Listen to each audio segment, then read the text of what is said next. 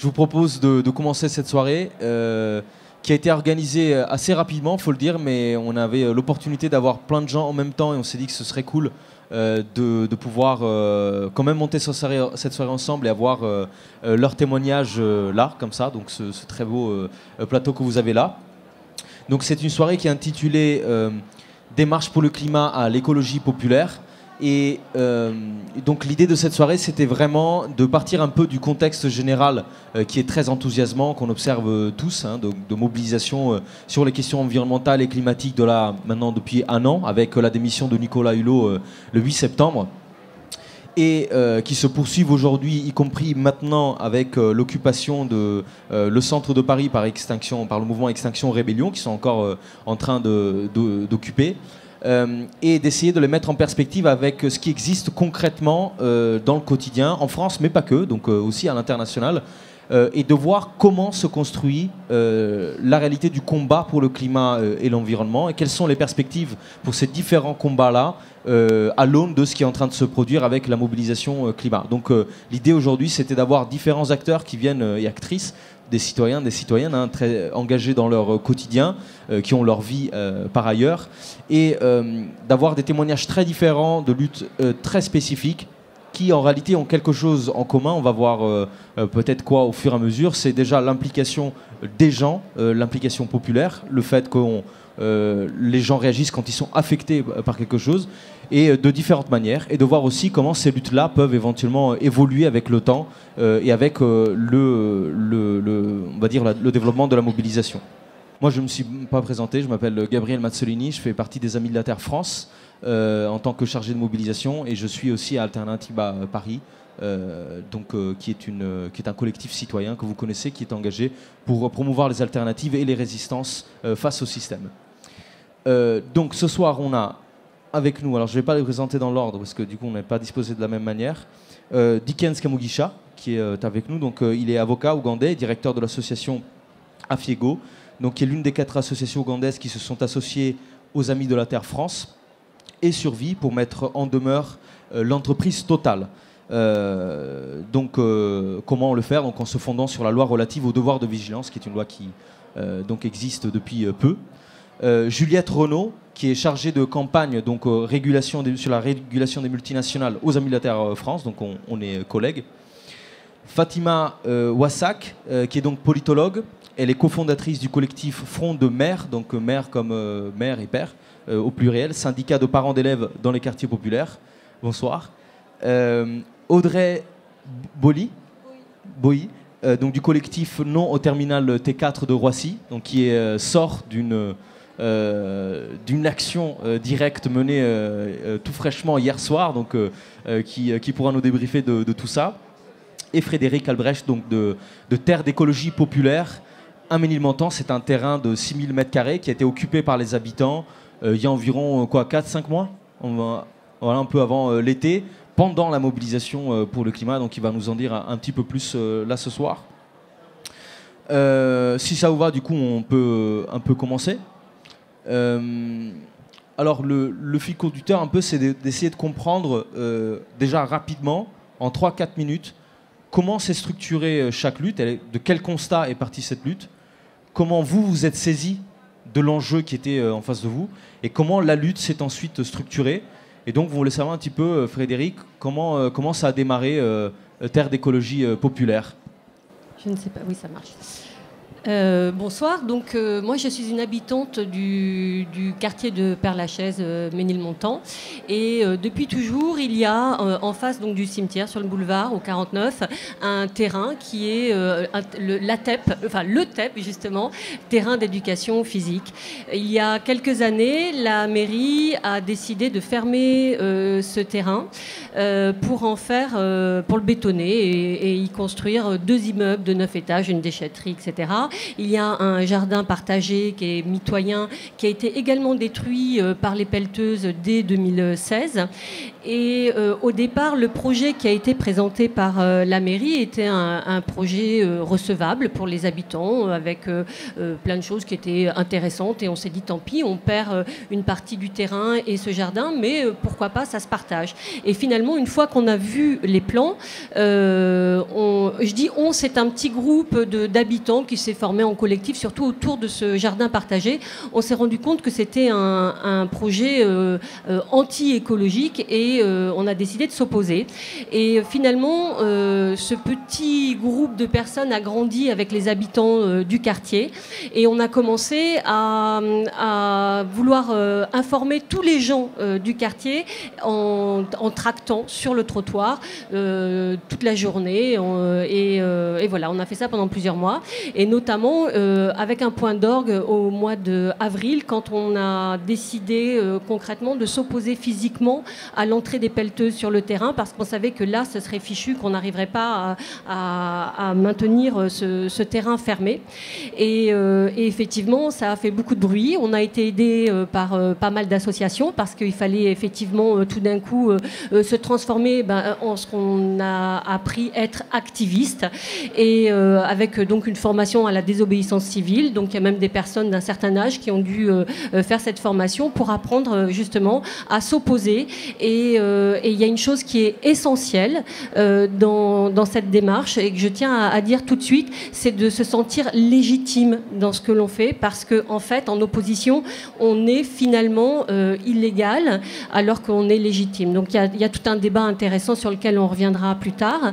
Et concrètement, aujourd'hui, on est passé donc de ce projet immobilier complètement aberrant en 2019 à une proposition de projet qui prend forme, qui existe, puisque depuis le mois de mai, nous sommes sur ce terrain. On a une petite ferme pédagogique, on a 4 poules et un coq.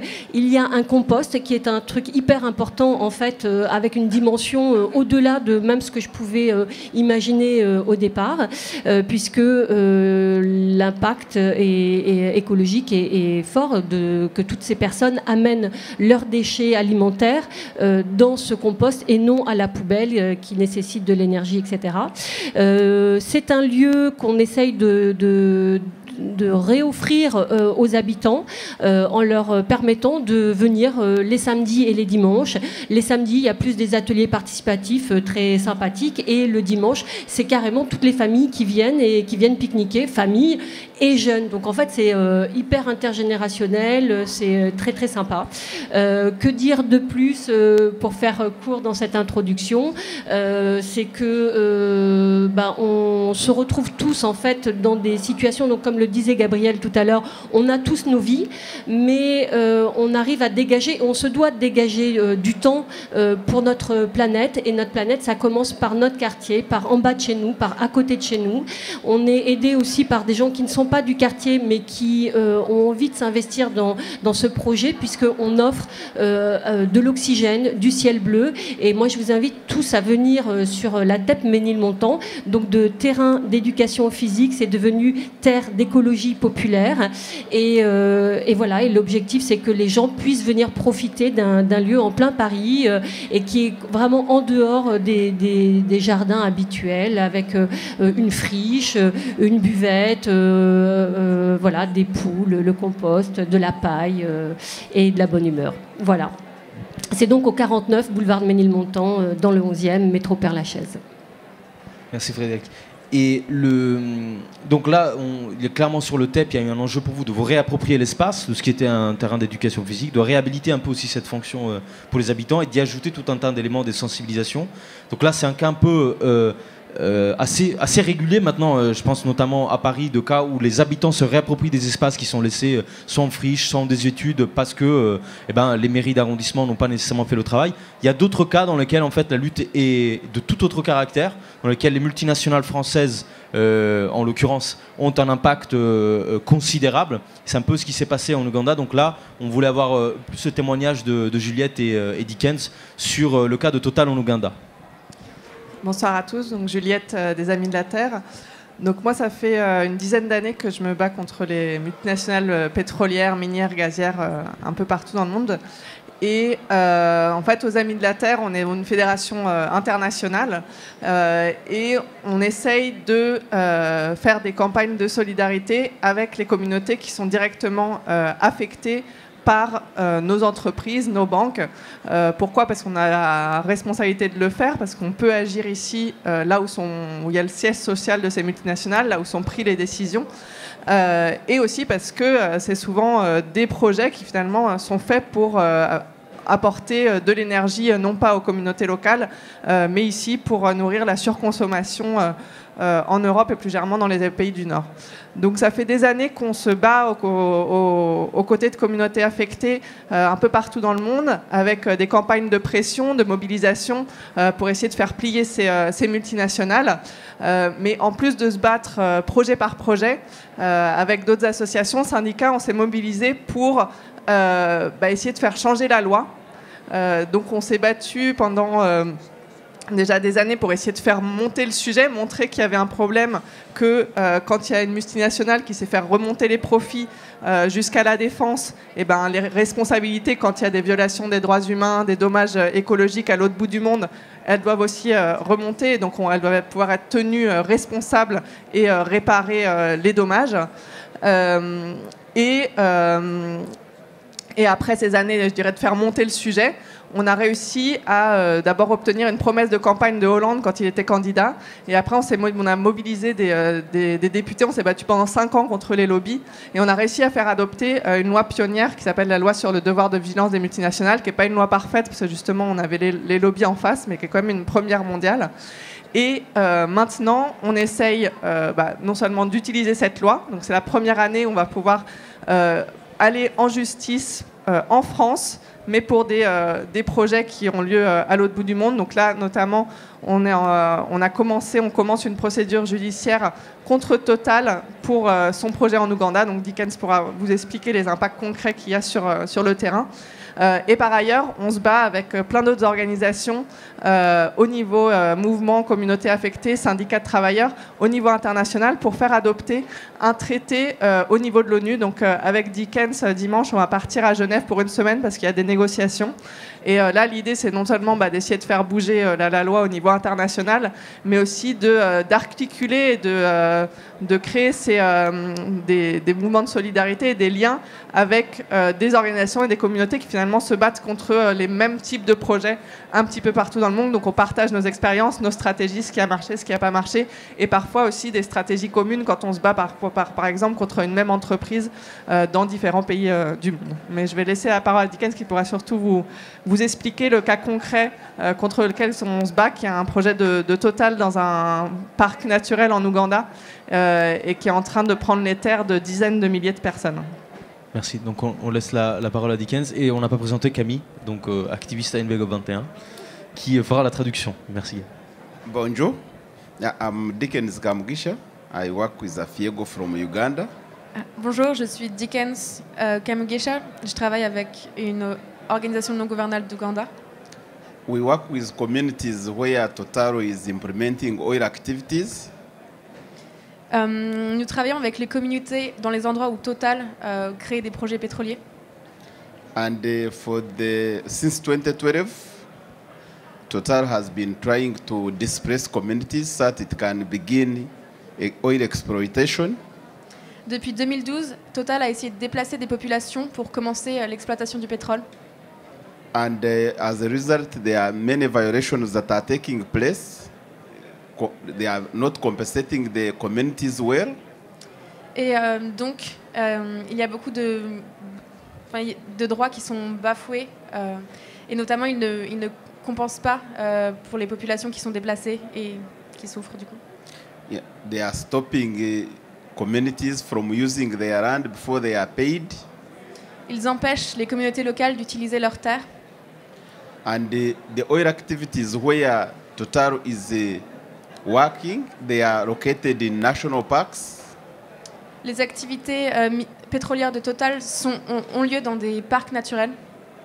They are also located where we have our lakes, our rivers. Elles ont lieu là où nous avons nos parcs, nos rivières. nos lacs, nos rivières, and where we have our biggest forest reserves. et où nous avons nos plus grosses réserves de forêt. And we've been struggling to ensure that those oil activities do not destroy the environment. Et nous avons lutté pour nous assurer que ces activités pétrolières ne détruisent pas l'environnement And the injustice against communities also stop. et que les injustices contre les populations locales s'arrêtent également. We tried to go to engage Total to negotiate, Nous avons essayé de négocier avec Total, but Total did not give us the ears. mais Total n'a pas voulu nous écouter. We also tried to go to courts in Uganda, Nous avons aussi essayé d'attaquer en justice Total en Ouganda. and the cases we filed are not being heard by Ugandan courts. Mais la plainte que nous avons déposée n'est pas traitée par la justice ougandaise. So we discovered we could not get justice from Uganda. Et donc nous avons découvert que nous n'aurons pas justice en Ouganda. So we partnered with the Friends of the Earth France and the Suvi in France. Nous sommes associés aux Amis de la Terre France et à Survie. And we think the courts in France can be able to stop Total from the injustice that is happening in Uganda. Et nous pensons que la justice française est capable d'empêcher Total de commettre ces injustices en Ouganda. So what we are asking in court in France is to ensure that Total does not destroy the environment, which is related to climate change. Ce que nous demandons à la justice française, c'est que Total ne soit pas autorisé à détruire l'environnement et à contribuer au réchauffement climatique. We also want court to ensure that Total does not displace communities without compensation. Et nous voulons aussi nous assurer que Total ne déplace pas des populations locales sans les compenser. And we also want court to order that people who have suffered, the communities that have suffered, should be redressed. They should give them compensation. Et nous voulons aussi que les populations qui ont déjà été déplacées, qui ont souffert, soient compensées, soient rétribuées. So we are appealing to the public in France to ensure they support us so that we can save our communities and our environment. Et du coup, nous appelons le soutien des populations françaises pour nous aider à sauver notre population, nos communautés et notre environnement. Et donc là, la raison pour laquelle on a voulu que Dickens soit là avec Juliette, c'est justement pour montrer que d'un problème local, comme ça pourrait être le cas dans d'autres situations ici, on va tout de suite parler du cas du T4, dans certaines parties du monde, encore aujourd'hui, on va voir à quel point la mobilisation pour le climat a eu un effet ou pas du tout sur ce genre de combat. En tout cas, dans certaines parties du monde, les populations ne peuvent juste simplement pas obtenir justice. Les institutions ne répondent pas à ces demandes-là et donc des alliances internationales sont nécessaires pour pouvoir porter des lois à d'autres niveaux qui permettent des compensations. Et il y a aussi un autre enjeu dans lequel l'international et le local viennent s'imbriquer autour d'un projet très concret. C'est le cas du terminal T4, donc l'expansion de l'aéroport de Roissy. Et donc Audrey peut nous en parler. Audrey donc, fait partie, encore une fois, du collectif Non au terminal T4, qui est engagé contre le développement de cet aéroport et pour des raisons qui sont liées aussi à l'augmentation du trafic aérien plus globalement. Je t'en prie, Audrey. Oui, bonjour. Donc, nous, sur cette problématique du terminal 4, en fait, moi j'habite le Val d'Oise, comme un grand nombre de personnes du collectif. En fait, on a été au courant de ce projet d'extension d'aéroport au moment où Aéroport de Paris a lancé sa concertation sur le projet, c'est-à-dire des réunions publiques pour présenter leur projet. Et donc on a été au courant en tant que riverain. Et c'est là qu'on a découvert ce projet qui est absolument pharaonique, c'est-à-dire la construction de ce nouveau terminal pourrait permettre une augmentation de trafic de 40%. C'est plus 40 millions de passagers par an. C'est comme si on créait un nouvel Orly à Roissy. Donc c'est absolument gigantesque. C'est un budget de 7 à 9 milliards d'euros. Et c'est une explosion du trafic aérien. Et jusqu'ici, ce projet était passé sous silence alors que la première pierre est censée être posée en 2021, c'est-à-dire demain. Et quand on a appris ce projet, en fait, un certain nombre d'entre nous ont eu un sursaut en se disant mais par rapport à la problématique du réchauffement climatique, c'est absolument impensable aujourd'hui de construire cette extension d'aéroport, puisqu'évidemment ces extensions, voilà, c'est le trafic de demain et que évidemment il ne faut pas faire croître le trafic aérien et il faut même qu'il décroisse pour qu'on arrive à tendre vers l'objectif zéro carbone 2050 que la France s'est donné et qui est un minimum, qui est un minimum à atteindre. Donc en fait, c'est ça qui a donné la naissance du collectif, même si après d'autres citoyens se sont joints à nous et qui, eux, sont aussi sensibles à d'autres problématiques, parce qu'évidemment, ce type de grand projet a d'autres conséquences, et notamment aussi sur... par rapport aux riverains, sur la nuisance sonore évidemment, parce que plus il y a d'avions, plus cette nuisance augmente. Et on n'est pas seulement sur une nuisance qui gêne les gens dans leur jardin, mais sur vraiment une nuisance qui a des impacts sur la santé, puisque une étude est sortie récemment montrant que c'est plusieurs années de vie en bonne santé en moins qui résultent des nuisances sonores très fortes du trafic aérien. Donc voilà, ce collectif s'est mis en marche à ce moment-là et donc avec quand même comme objectif principal de mettre en avant la problématique climatique. Dans un premier temps, donc, on a suivi quelque part le processus classique, donc cette concertation. L'objectif d'ADP était évidemment que cette concertation passe totalement inaperçue. Les premières réunions, il n'y avait pas grand monde, etc. Parce que c'est pas leur intérêt évidemment d'entendre le mécontentement des riverains, des associations et des ONG. Donc nous, on a accompagné ça en faisant énormément de sensibilisation et en commençant à travailler main dans la main avec des associations qui travaillent depuis longtemps à réduire ces nuisances sur la partie nuisances sonores, donc qui sont plus des associations de riverains. Donc on a commencé à nouer des liens avec eux et en tout cas à essayer d'amplifier la participation des gens, que les gens soient au courant de ce projet et qu'ils viennent se mobiliser et dire leur mécontentement à ces réunions de concertation. Il se trouve que la concertation s'est terminée, on a réussi quand même tous ensemble avec les associations de riverains à vraiment amplifier en tout cas la mobilisation citoyenne. Mais malgré tout, donc, cette concertation a eu lieu et ADP n'a pas du tout pris en compte les oppositions des citoyens, des associations et des ONG. Et finalement propose un projet qui n'a pas changé et qui reste inacceptable.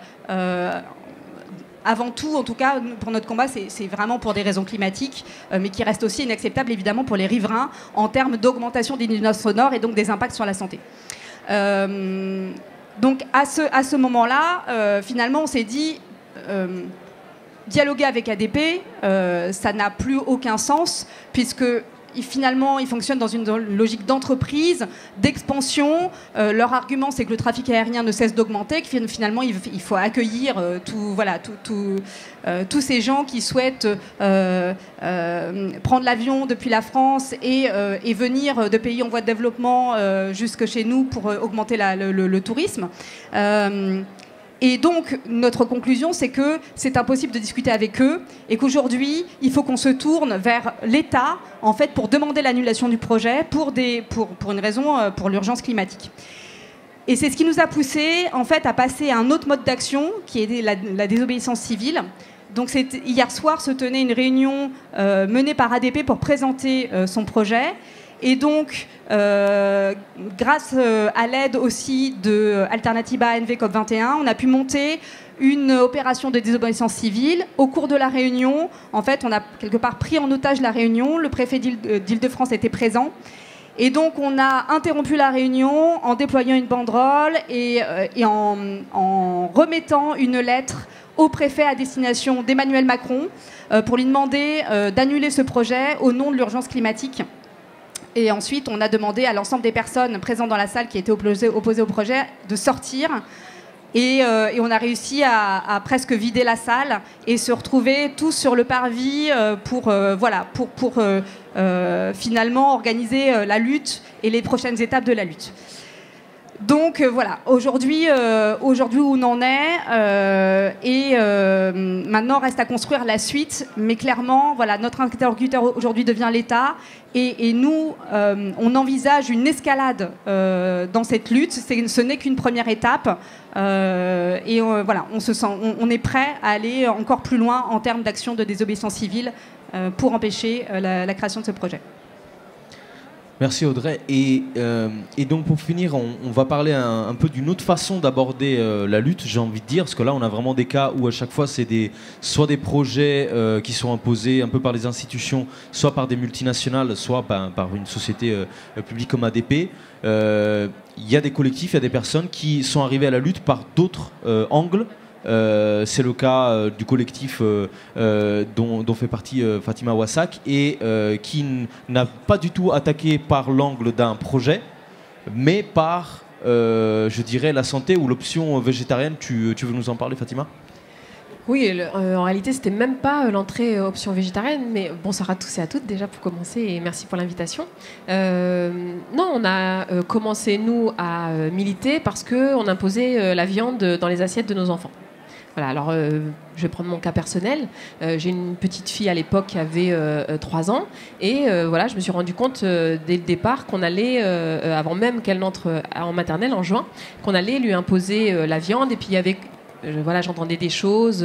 Même quand le parent dit à son enfant ne mange pas la viande qu'on te met dans l'assiette, les ATSEM qui sont là font goûter quand même la viande, mais si goûte, tu vas voir, c'est bon, etc., etc. Bon, et donc à la base, c'était pas du tout une lutte dans une perspective écologiste. En réalité, c'était une lutte déjà personnelle où du coup j'ai appelé l'école, j'ai appelé la mairie, etc. pour demander en fait à ce qu'on n'impose pas la viande dans l'assiette et m'interroger sur le fait qu'il n'y ait pas d'option végétarienne, comme c'était le cas à la crèche juste avant. Et là, je me suis rendu compte que ce n'était pas simplement un problème, on impose la viande dans l'assiette et c'est pas bien une solution alternative végétarienne. Je me suis rendu compte que c'était vraiment une question très très politique, très très idéologique et que voilà, ça ne se réduisait pas à cette question de la viande. Il y a eu une levée de bouclier, on s'est retrouvé, donc ce que je vous dis, c'était il y a 4 ans. On s'est retrouvé face à des institutions, donc les pouvoirs publics, que ce soit éducation nationale ou collectivités territoriales, mais aussi organisations de parents, par exemple la FCPE, qui nous ont réduites, c'était surtout des femmes qui étaient dans le collectif, nous ont réduites à la question de la laïcité, la question du communautarisme, voire même la question de l'islamisme. Par exemple, ce qu'on m'a dit au moment où j'étais à la FCPE, parce qu'au départ, je voulais faire porter cette question. La FCPE, c'est une organisation de parents majoritaire. Donc, au départ, nous, on ne voulait pas du tout se créer en collectif à part. Il n'y a pas de raison. Moi, personnellement, je préfère aller me battre dans une organisation où il y a de l'argent, où il y a des salariés, où il y a des réseaux, etc. Je ne vois pas pourquoi j'irais me battre dans une cave avec 3 personnes. Donc, à la base, j'ai quand même essayé dans cette organisation. Et ce n'était pas possible parce que, étant donné mon profil, et ça, je le dis, c'est parce que je suis une femme arabe, perçue comme musulmane, étant donné mon profil, ce n'était pas possible que je demande l'alternative végétarienne. Forcément, à un moment ou à un autre, un voile allait sortir de ma poche et j'allais apparaître comme salafiste et j'allais vouloir imposer le halal. Enfin, ce que je vous dis, c'est vraiment, je l'ai entendu, même c'était même écrit. J'allais à un moment donné demander le halal à l'école et j'allais islamiser l'école. On allait amener la charia, on était une menace pour les valeurs de la République. Donc tout ça porté par des organisations de gauche, des élus de gauche, etc. etc. Je me suis rendu compte à ce moment-là que la question de l'alimentation, comme je disais tout à l'heure, elle a une dimension très idéologique en France, c'est-à-dire qu'en France, les personnes immigrées issues d'immigration postcoloniale africaine, on essaie de les assimiler par l'alimentation. Et ça, c'est il y a ça nulle part ailleurs dans le monde, c'est en France. En France, il y a une gastronomie française, il y a un terroir français, il n'y a qu'en France que ça existe comme ça. Et si vous ne mangez pas, si vous avez mon profil et que vous ne mangez pas la viande à la cantine, c'est parce que vous ne voulez pas vous intégrer à la France. Encore une fois, c'est parce que vous êtes un danger pour les valeurs de la République, l'humanisme, les droits de l'homme, etc. etc. Donc il y a eu donc toute cette levée de bouclier qui a fait, on en parlait juste avant de commencer, tu parlais de légitimité tout à l'heure, qui a fait que nous, avant même de poser la question, la solution en fait écologique qui paraît comme ça très simple, assez consensuelle, hein, c'est un choix l'alternative végétarienne, c'est pas on n'impose rien à personne. Si vous voulez manger 15 fois par jour de la viande, allez-y. Simplement moi je veux pas que mon enfant en mange, enfin c'est le libre choix quoi. Mais avant même de pouvoir formuler ainsi la question, voilà, il y a toute une lutte à mener pour être légitime à poser la question. Et je pense que c'est un peu voilà, ce qui fait notre petite singularité, c'est que voilà, pour pouvoir prétendre à porter une lutte écologiste quand on est habitant des quartiers populaires, voilà, il y a toute une série d'entraves et de pièges à éviter. Et c'est ce qu'on a fait pendant des années. On a dû déployer des stratégies, voilà, enfin, je dis souvent, c'est Game of Thrones, quoi. C'est vraiment comment éviter tel piège, d'être taxé de communautariste avec les médias, avec les pouvoirs publics, etc., etc. Aujourd'hui, enfin, pour dire un petit peu comment ça a pu évoluer, d'ailleurs, c'est pas aujourd'hui, c'est pratiquement dès le début.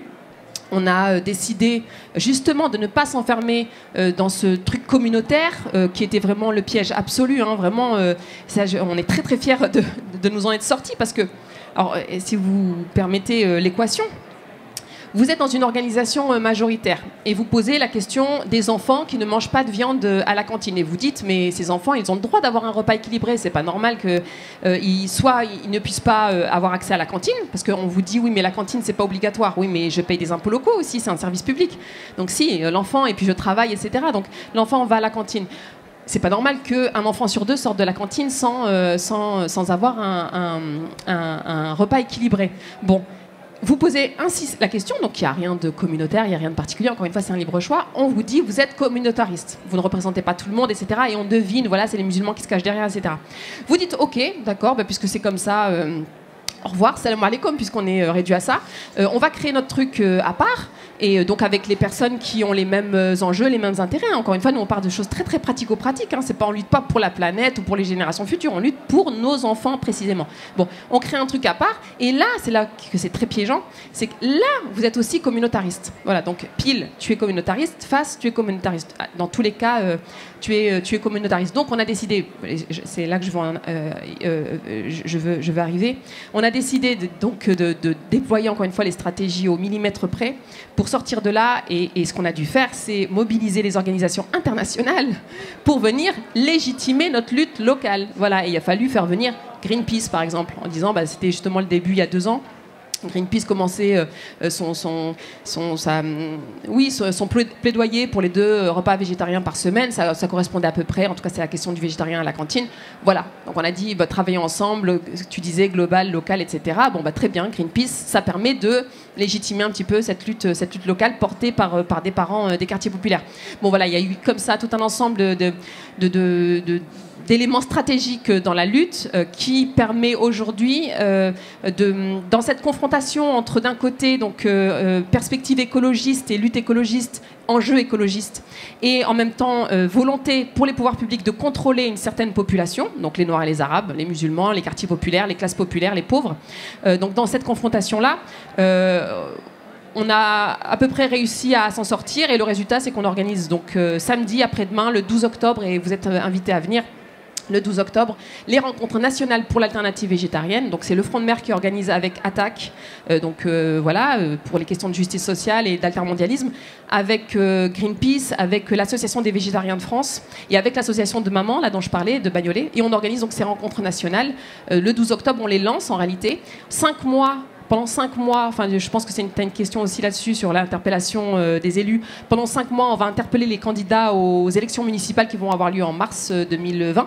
Et voilà, on va leur dire, voilà, est-ce que vous êtes pour ou contre l'alternative végétarienne? Faites votre choix et vous devez vous positionner. Et en février, on fait un bilan. Et voilà, quels sont les candidats qui sont positionnés pour, les candidats qui sont positionnés contre. Parce qu'on assume complètement de se mettre aujourd'hui dans un rapport de force politique face au pouvoir public et face en particulier aux candidats aux élections municipales. Et merci de me tendre la perche, merci Fatima, parce que du coup on va aborder effectivement cette question après. Pour les personnes qui viennent d'arriver, donc c'est une soirée sur le passage des marches pour le climat, on va dire comme ça, à l'écologie populaire. Et comme on ne peut pas véritablement définir l'écologie populaire, l'idée de cette soirée c'était d'inviter tout un tas de personnes qui sont des témoins directs, des acteurs, des actrices, des activistes, voire même parfois dans des luttes concrètes, quotidiennes. Donc vous avez la lutte contre l'expansion de Roissy Charles de Gaulle via le terminal T4 avec Audrey Baudy. Donc Frédéric Albrecht qui fait partie du collectif Terre d'écologie populaire, donc du coup qui est un espace de 6000 m² devant le Père-Lachaise qui a été occupé par les habitants pour se le réapproprier face à un projet de bétonisation.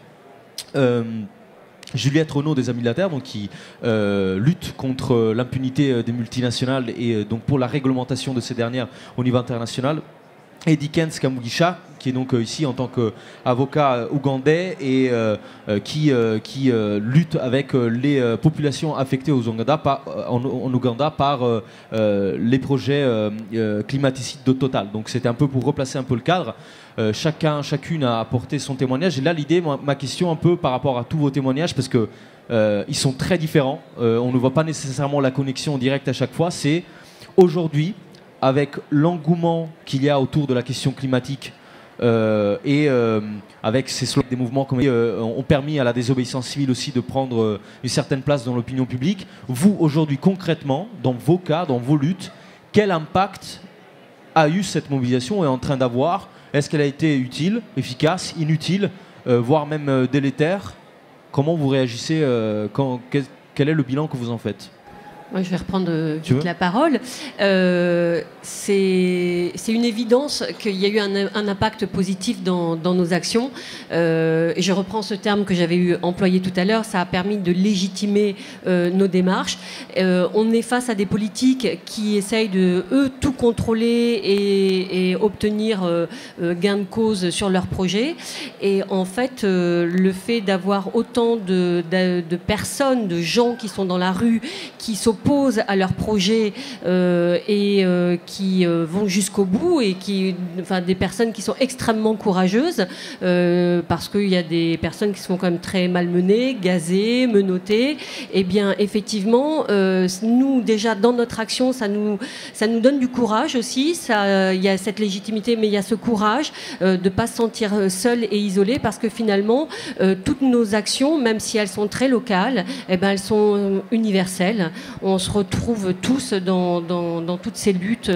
Voilà, on a toujours quelque chose qui nous ressemble dedans. Pas de Tennessee, mais voilà, on se retrouve tous dans ces démarches-là. Et c'est clair que toutes ces marches pour l'écologie, pour résumer, ont un impact aussi sur le comportement des politiques. Et nous, dans le cas très particulier de la TEP Ménilmontant, c'est évident que s'il n'y avait pas tout ce mouvement médiatique autour de ces marches pour l'écologie, eh bien, je pense que politiquement, il y aurait eu des réactions et on nous aurait certainement envoyé la police pour nous faire partir de ce terrain. Vas-y Juliette. Nous, dans le cas des projets pétroliers, forcément le lien il est direct. Je pense que ce qui change un peu la mobilisation climat, c'est que les gens ici se sentent plus concernés. Déjà, parce que comme je disais, nos Amis de la Terre, on s'est toujours battus pour essayer d'apporter du soutien à des communautés, principalement dans les pays du Sud, qui étaient affectées par des entreprises françaises. Mais parfois, pour beaucoup de gens, ça paraît très lointain. Voilà, c'est à l'autre bout du monde. On ne sait pas trop en quoi ça nous concerne et en quoi on peut faire quelque chose. C'est vrai que la question du changement climatique, ça apporte plus de liens avec les gens ici en France. Ça apporte aussi un argument de plus, en effet, face à l'entreprise, face au pouvoir public, parce qu'on ne peut pas se permettre d'avoir un seul projet pétrolier en plus dans le monde pour limiter le réchauffement climatique. Mais à la fois, ça change aussi pas... Sur d'autres aspects, ça change pas, parce qu'en fait, la lutte contre l'impunité des multinationales, que le changement climatique soit là ou non, on a besoin de la mener. Les violations des droits des communautés, les impacts aussi environnementaux au niveau local, ils sont parfois détachés du changement climatique et donc on a aussi besoin de faire ce combat. On fait ce combat du coup, avec des organisations qui sont sur complètement d'autres sujets, qui se battent pour les droits des travailleurs dans les industries textiles, pour différentes choses un petit peu partout. Mais on se retrouve justement dans cette lutte contre des mastodontes qui aujourd'hui non seulement ont le pouvoir économique, mais qui aussi ont en grande mesure le pouvoir politique, empêchent l'adoption de lois justement pour lutter non seulement contre le changement climatique, mais qui essayent de protéger davantage les citoyens, les travailleurs, l'environnement face à leur activité, et qui façonnent les lois en fonction de leurs propres intérêts. Donc voilà, je pense que la mobilisation climat, ça apporte une opportunité de plus peut-être de faire la lumière sur ces projets. Mais il ne faut pas oublier que, indépendamment du climat, en fait, ces luttes, elles ont quand même leur sens et elles ont besoin aussi qu'on se mobilise et qu'on les mène. Yeah, thank you. The impact that we have also created is that at first Total wanted to pay around $200 for the pieces of land from people. Le premier impact, c'est qu'au début, Total voulait payer $200 pour un morceau de terre aux personnes. But when we mobilized the communities, at least they increased to around $1,000. Mais grâce à la mobilisation, ils ont augmenté à environ $1,000. But still, the $1,000 was little money, so the communities could not buy other land to live on. Ce n'était pas suffisant et donc les populations ne pouvaient quand même pas acheter les territoires dont ils avaient besoin pour recommencer. So we are still pushing to ensure that they give them the right money. Donc nous continuons à faire pression pour qu'ils donnent la bonne quantité d'argent. Again, we are also pushing. When we mobilized communities, Total was able to present a report on environment. Nous faisons aussi pression pour que Total présente un rapport sur l'environnement. And right now we are asking Total to ensure that the report on environment, how they are going to prevent pollution on water. Et du coup maintenant nous demandons aussi à Total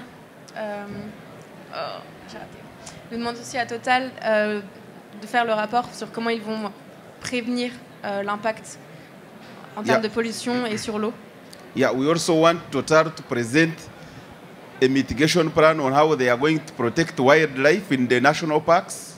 Nous voulons aussi que Total présente un plan pour comment ils vont protéger la population des animaux, enfin les animaux sauvages. And we also want Total to present a report on how they are going to protect food security for communities. Et nous voulons aussi que Total présente un rapport sur comment ils vont protéger l'accès à la nourriture des populations. And we want also Total to work with government of Uganda to stop harassing civil society. Because right now we've been working with communities. The government of Uganda is saying we should not go to communities. And we are saying the company should work with government to ensure that they don't stop us from doing our work.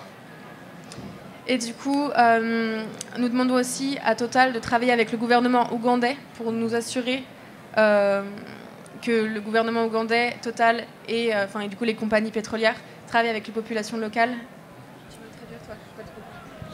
Du coup, en fait, ce que Dickens explique, c'est que, en fait, comme l'Ouganda, c'est un pays autoritaire, en fait, le gouvernement, la police, en fait, les empêche d'avoir accès aux communautés parce qu'ils savent que, comme en tant qu'association, ils vont pouvoir expliquer aux communautés quels sont leurs droits, ils vont les aider à se mobiliser.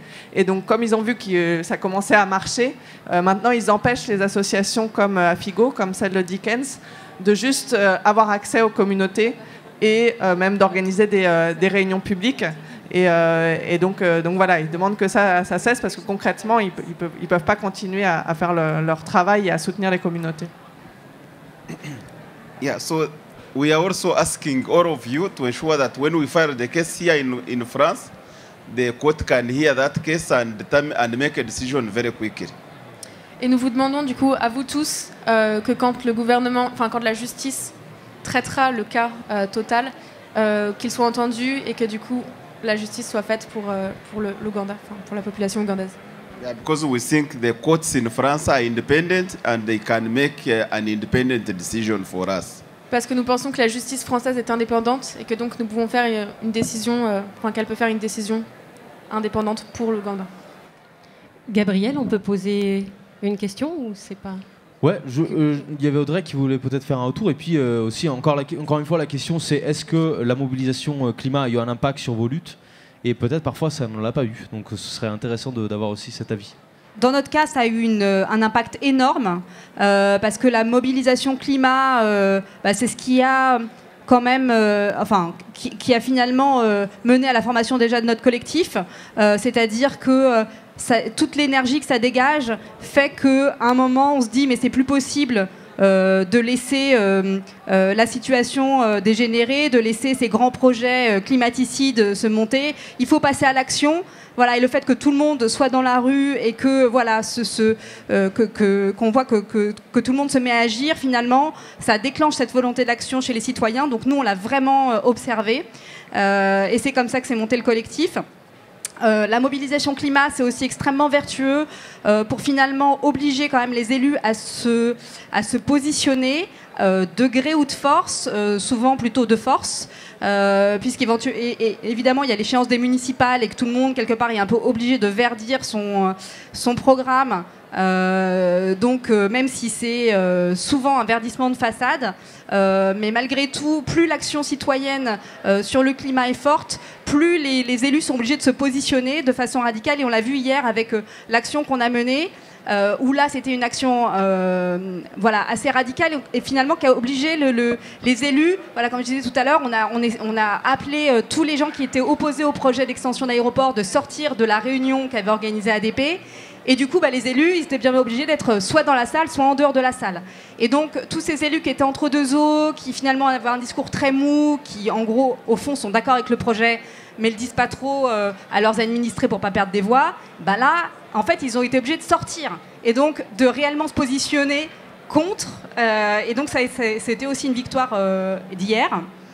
Et pour ce qui est de la désobéissance civile, c'est aussi un nouvel outil à notre disposition, finalement qui est très récent, mais qui permet vraiment des avancées énormes, parce que finalement jusqu'ici,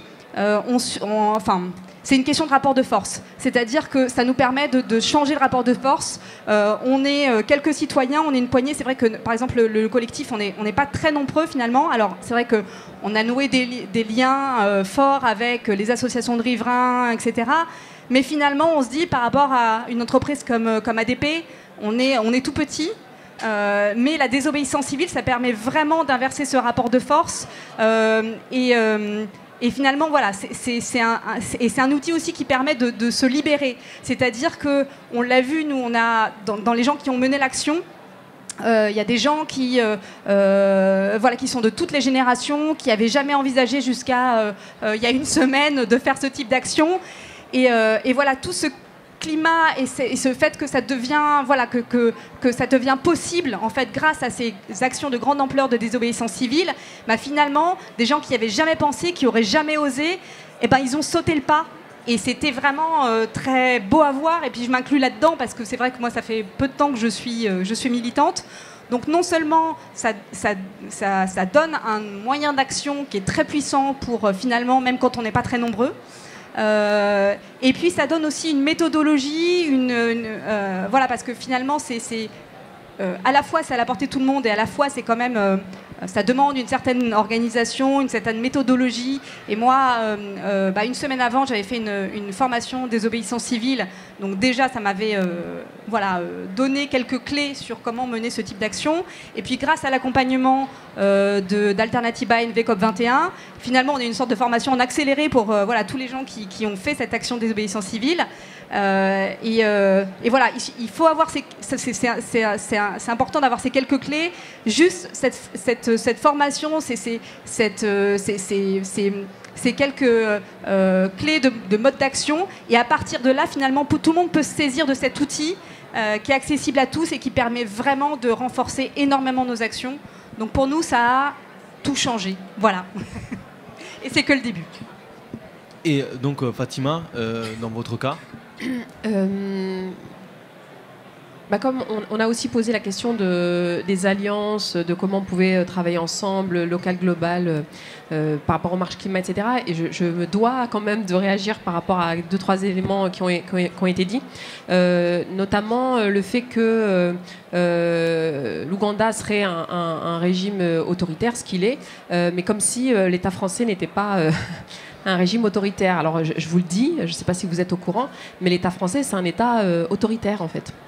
C'est un État autoritaire parce qu'il faut voir comment ont été traités les Gilets jaunes, il faut voir comment ont été traités les mouvements écologistes, il faut voir comment les militants de Bure, par exemple, sont traités, les zadistes sont traités. Enfin, voilà, là encore, il y a quelques jours.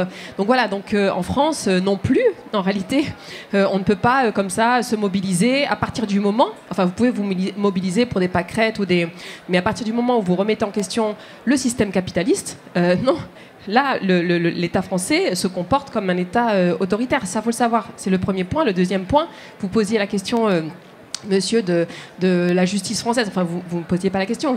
Vous aviez espoir que la justice française soit indépendante et vous nous invitiez à le croire aussi. Voilà, deuxième scoop. Non, la justice française, elle n'est absolument pas indépendante, absolument pas. Par exemple, lorsqu'il y a répression policière, j'en parle à nouveau, mais en décembre, il y a une forte répression policière, notamment du mouvement lycéen et des mouvements des Gilets jaunes. Les personnes qui ont été réprimées, derrière, elles ont été poursuivies par le système judiciaire. C'est-à-dire que le système judiciaire a pris le relais du système policier.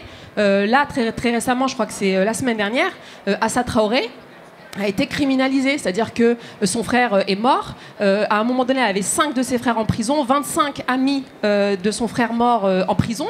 Donc il y a eu une très très forte répression de sa famille. Voilà, la semaine dernière, elle-même a été mise en examen. Non, la justice en France, elle est absolument pas indépendante, elle est politique.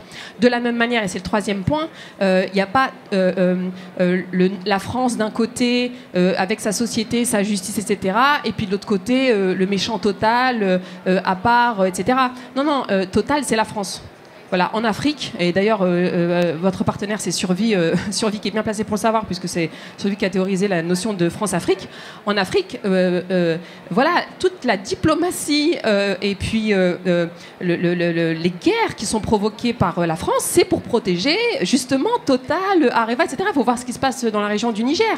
Donc c'est pour protéger, voilà, les matières dont on a besoin, les minerais, etc. etc. Donc on est obligé d'avoir une lecture anticapitaliste, anti-impérialiste aussi pour que ça marche. Enfin, sinon, ça ne peut pas. On n'est pas d'accord sur le diagnostic. Sur la question des alliances avec Marche Climat, nous c'est simple. Enfin, nous au Front de Mer, ou je peux parler aussi pour le comité Adama, ce qui s'est passé, c'est les claques dans la face qu'on s'est tous pris. Les quartiers populaires, les écologistes, les gilets jaunes, etc. À un moment donné, c'est ça qui nous a rassemblés. C'est-à-dire que tant que nous, on se plaignait justement du système policier, du système judiciaire, de l'État autoritaire, etc., tant que c'était que des Noirs et des Arabes dans les quartiers, bon, ça intéressait personne.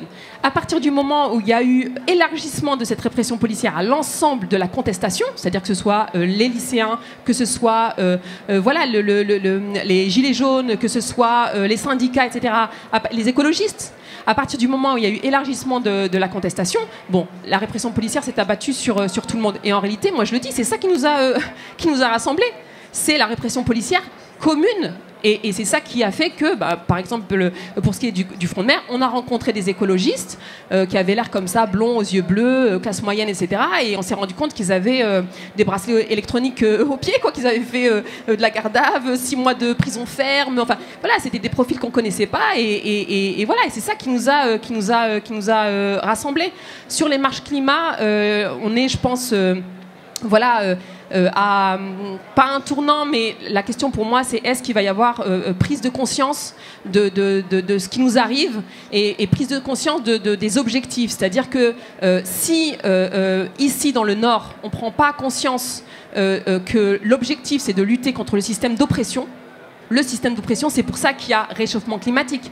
C'est qu'il y a un système d'oppression capitaliste, d'oppression raciste, notamment coloniale, d'oppression patriarcale. Si on ne prend pas conscience ensemble que c'est contre ça qu'il faut lutter, pour des valeurs, je le dis quand même, c'est important les valeurs, des valeurs d'égalité et de justice, bon, ça marchera jamais. On ne fera que reproduire les rapports Nord-Sud avec des organisations internationales qui, pardon, mais à la marge, iront aider voilà, des mobilisations comme ça dans le Sud, mais ce sera à la marge et ce sera largement de la décoration. Voilà, le fond du fond du fond, voilà, c'est ça, c'est se battre contre un système d'oppression pour, voilà, après c'est une formule un petit peu comme ça, un peu désuète, mais pour un autre monde, quoi. Un monde, voilà, de justice et d'égalité.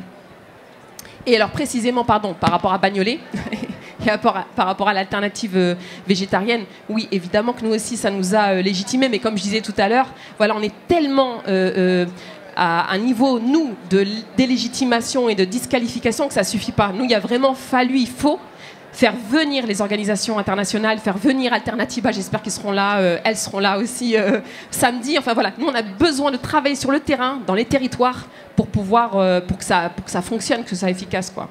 C'est-à-dire que la mobilisation en tant que telle donne de l'écho à peu près à toutes ces luttes-là, mais le fond de l'affaire, ça reste d'aller travailler concrètement sur le terrain.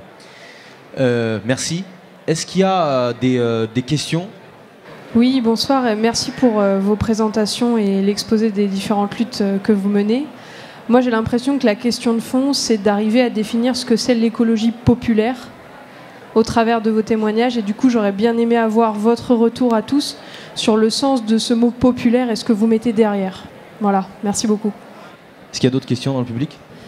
Juste, c'est pas vraiment une question, c'est une observation. Depuis un moment, je me rends compte qu'en fait, il faut à la fois qu'il y ait des acteurs de terrain qui aient un cas concret à travailler, quelle que soit la zone, un pays, un territoire, voilà, plus ou moins grand, et puis qu'on ne soit pas tout seul et qu'il y ait aussi des alliances avec vous avez dit Greenpeace, Attac, Alternatiba, etc., les Amis de la Terre, enfin, ou d'autres, voilà, et des gens qui sont capables de mobiliser, puis qui ont à Extinction Rébellion,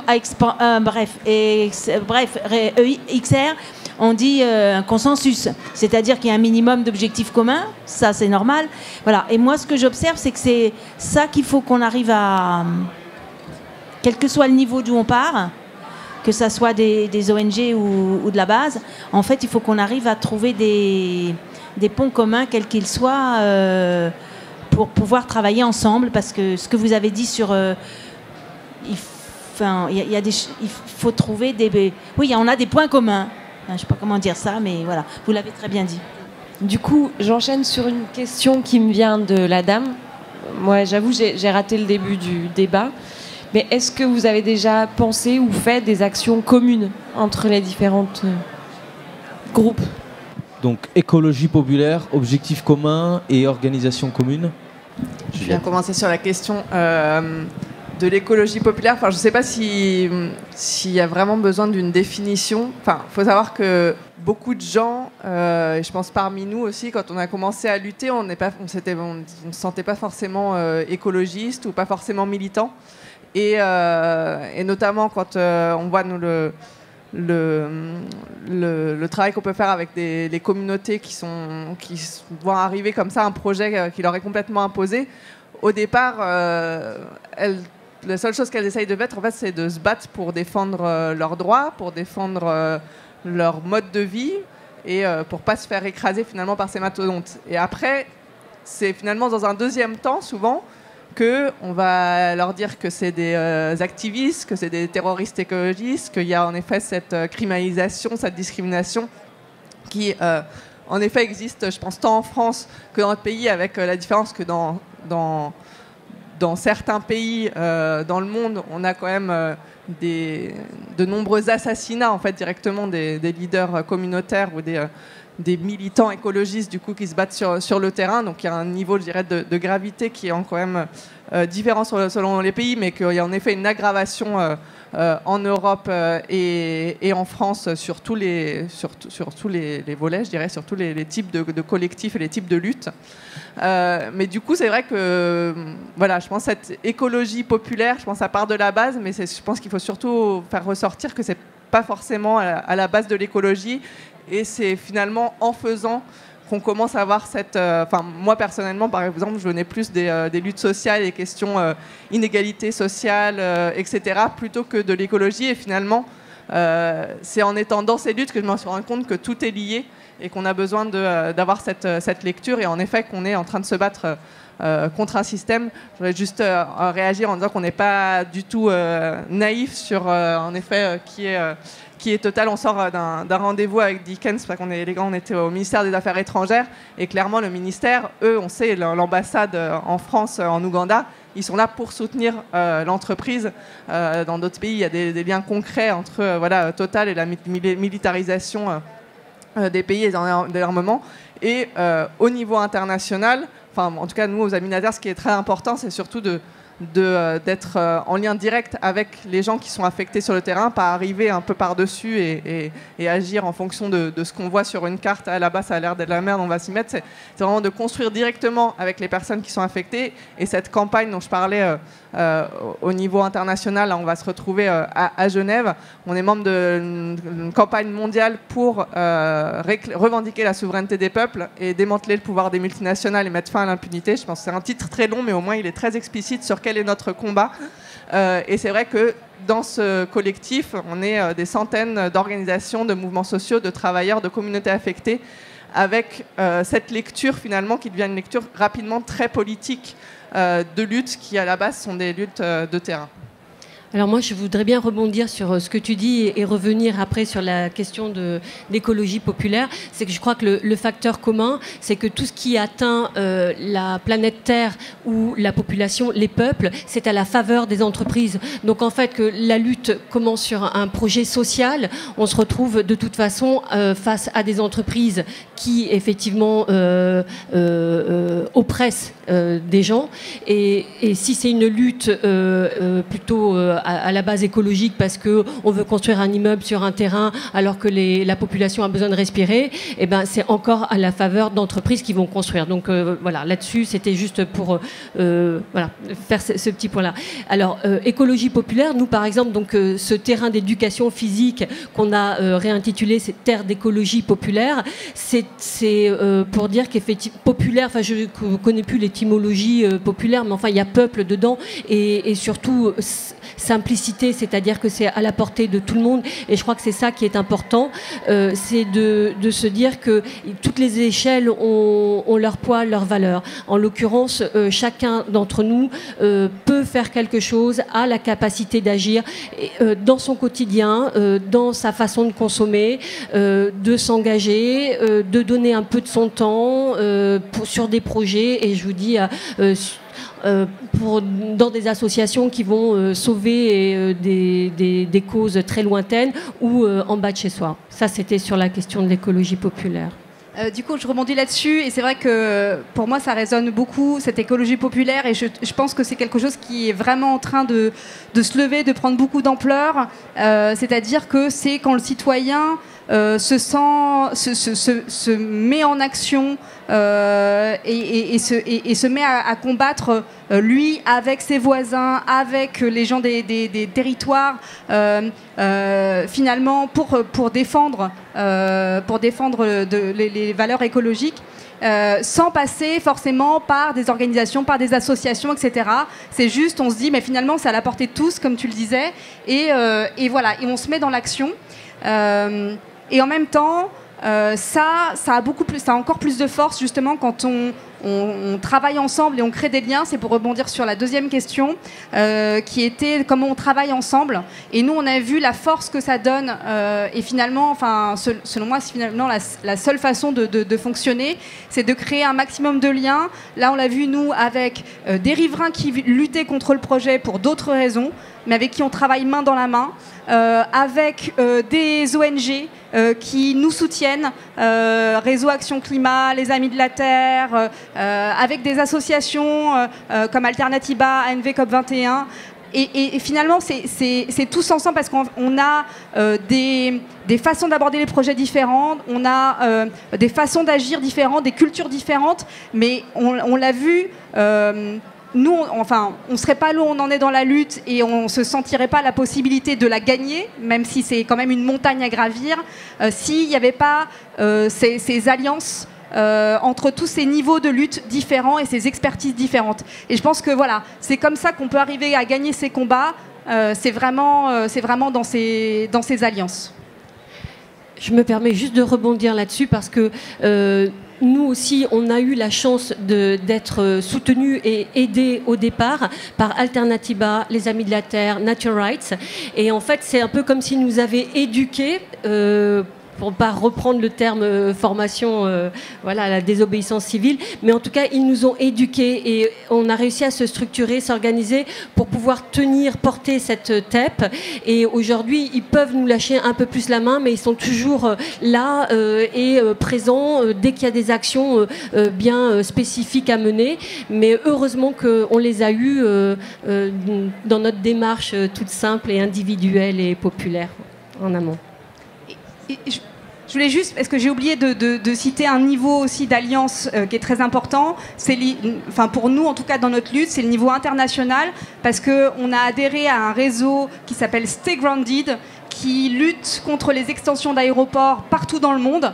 Donc voilà, nous on va de l'échelle finalement dans nos partenariats très locaux avec les associations de riverains jusqu'à l'échelle nationale et internationale. Et ça nous donne vraiment une force à la fois dans l'action évidemment et aussi une énergie en se disant oui, on peut y arriver tous ensemble. C'est grâce au travail à toutes ces différentes échelles. Je ne sais pas s'il y a d'autres réactions. Pour répondre concrètement à la question que tu posais sur est-ce qu'on travaille, est-ce que ces personnes travaillent ensemble, la réponse clairement est non, à moins qu'il y ait un plan secret qui s'est créé là avant la soirée.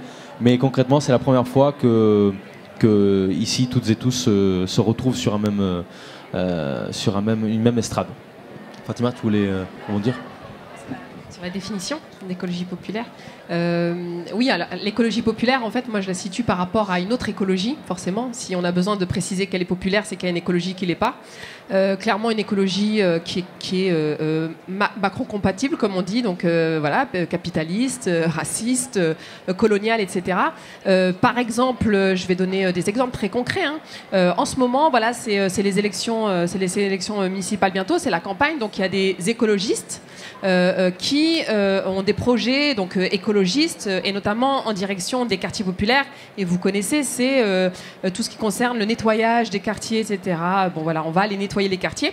Et donc on a comme ça des individus avec un certain profil sociologique, classe moyenne supérieure, blanche, qui habitent dans des zones pavillonnaires, qui ont certainement une femme de ménage, voire deux, qui n'ont jamais nettoyé leur salle de bain de leur vie et qui tout à coup un jour mettent un petit gilet rose ou orange ou je sais pas et qui débarquent dans le quartier et qui disent allez venez on va tout nettoyer etc, faut nettoyer etc, avec un discours mais colonial, d'une puissance, c'est-à-dire c'est vraiment venir civiliser les quartiers populaires, les enfants des quartiers populaires. Il y avait un article là il y a quelques semaines du Parisien qui titrait sur le fait que les enfants, alors je sais plus où en région parisienne, pouvaient prétendre partir en vacances à la mer parce qu'ils avaient bien nettoyé le quartier.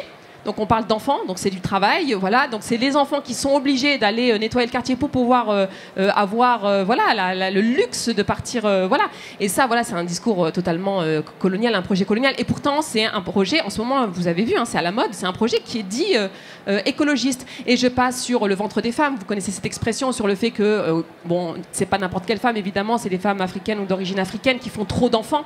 Et le fait d'articuler comme ça écologie et démographie, si les femmes africaines arrêtaient de faire autant d'enfants, peut-être que ça irait mieux en termes de réchauffement climatique. Donc l'écologie, c'est pas super par définition. En fait, il y a une écologie quand même, moi, que je combats complètement. Et où il y a des écologistes pour moi qui sont des ennemis politiques. Et donc écologie populaire, déjà, ça s'inscrit, ça se situe par rapport à cette écologie dominante, on va dire. L'écologie populaire, pour moi, c'est l'écologie des classes populaires. Voilà, clairement, des classes populaires, c'est-à-dire les populations qui sont les plus impactées en France par les inégalités environnementales, par le réchauffement climatique, etc., etc. Et alors, deuxième élément important de définition, pour moi, l'écologie populaire doit poser la question du pouvoir. C'est pour moi la question centrale. C'est comment on se réapproprie le pouvoir qu'on nous a confisqué sur nos territoires, sur notre environnement, sur notre sort, sur nos enfants, etc. Pouvoir confisqué notamment par le système capitaliste et l'industrie, que ce soit l'industrie agroalimentaire, l'industrie pharmaceutique, etc., etc.